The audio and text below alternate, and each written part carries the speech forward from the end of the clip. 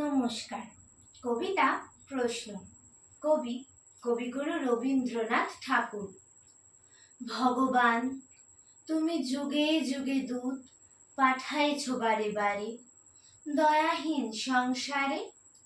তারা বলে গেল ক্ষমা করো সবে, বলে গেল ভালোবাসো, অন্তর হতে বিদ্বেষ বিষ নাশো। বরণীয় তারা, স্মরণীয় তারা, তবুও বাহির দ্বারে আজি দুর্দিনে ফিরানু তাদের ব্যর্থ নমস্কারে। আমি যে দেখেছি গোপন হিংসা কপট রাত্রি ছাই হেনেছে নিঃসহায়। আমি যে দেখেছি প্রতিকারহীন শক্তের অপরাধে বিচারের বাণী নীরবে নিভৃতে কাঁদে।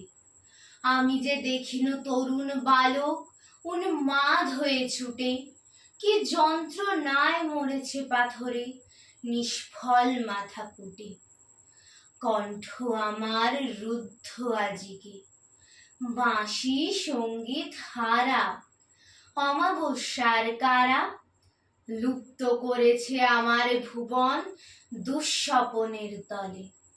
তাই তো তোমায় সুধায় অশ্রু জলে, যাহারা তোমার বিষাইছে বায়ু নিভাইছে তব আলো। তুমি কি তাদের ক্ষমা করিয়াছ? তুমি কি বেসেছ ভালো? নমস্কার।